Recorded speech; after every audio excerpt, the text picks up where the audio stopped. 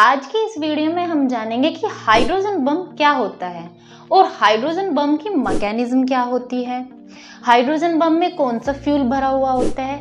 इन सारे क्वेश्चनों को लेकर आज हम इस वीडियो को एक्सप्लेन करने वाले हैं और साथ ही साथ ये भी जानेंगे कि हाइड्रोजन बम और न्यूक्लियर बम में कौन सा ज़्यादा पावरफुल होता है। दोनों की पावर का कंपैरिजन करेंगे, तो मेरी इस वीडियो में एंड तक बने रहिएगा। हाइड्रोजन बम को एच बम भी बोलते हैं और थर्मोन्यूक्लियर बम भी बोलते हैं। चलिए छोटा सा क्लिप देख लेते हैं कि हाइड्रोजन बम बना कैसे होता है।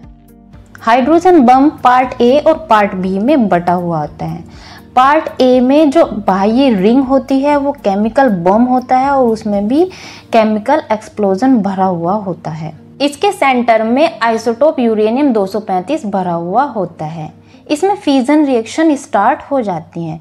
इसको हम चेन रिएक्शन भी बोलते हैं। पार्ट बी में लिथियम 6 ड्यूटेराइड एज ए फ्यूल भरा जाता है। अब ये लिथियम 6 ड्यूटेराइड होता क्या है, देखिए पीरियोडिक टेबल के फर्स्ट पोजीशन पर हाइड्रोजन होता है और उसी के आइसोटोप ड्यूटेरियम एंड ट्राइटेरियम होता है।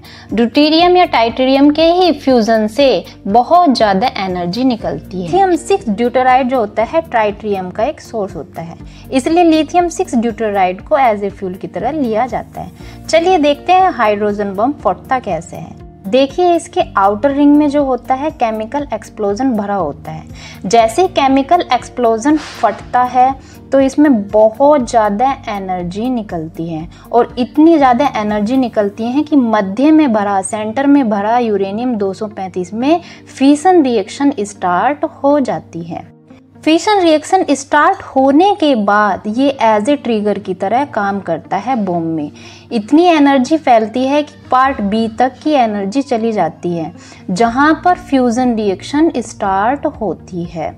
बहुत ज़्यादा गर्मी से ही फ्यूज़न रिएक्शन स्टार्ट होती है और पलक झपकते ही हाइड्रोजन बम फट जाता है।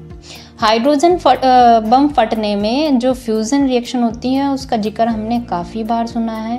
चलिए देख लेते हैं कि फ्यूज़न रिएक्शन आखिरकार होती क्या है। हाइड्रोजन के आइसोटोप ड्यूटेरियम और ट्राइटेरियम जब आपस में फ्यूज़ होते हैं यानी मिक्स होते हैं, फ्यूज़न के दौरान बहुत सारी एनर्जी रिलीज़ होती है और इतनी ज़्यादा रिलीज़ एनर्जी होती है कि वो अनकंट्रोल्ड होती है। इस दौरान ही हीलियम एटम निकलता है और न्यूट्रॉन भी इस रिएक्शन में निकलती हैं और बहुत ज़्यादा एनर्जी भी रिलीज़ होती है। इसी को हम फ्यूज़न रिएक्शन बोलते हैं। तो फाइनली हमने देख ही लिया है कि हाइड्रोजन बम बना किस तरह होता है और न्यूक्लियर फ्यूजन और न्यूक्लियर फिशन दोनों ही मैकेनिज्म इसमें काम करती है। अब न्यूक्लियर बम में तो सिर्फ न्यूक्लियर फिशन रिएक्शन ही काम करती थी, लेकिन हाइड्रोजन बम में न्यूक्लियर फ्यूजन और न्यूक्लियर फिशन दोनों ही रिएक्शन काम करती हैं। लेकिन जो मेन रिएक्शन होती है यहाँ पे न्यूक्लियर फ्यूजन रिएक्शन होती है।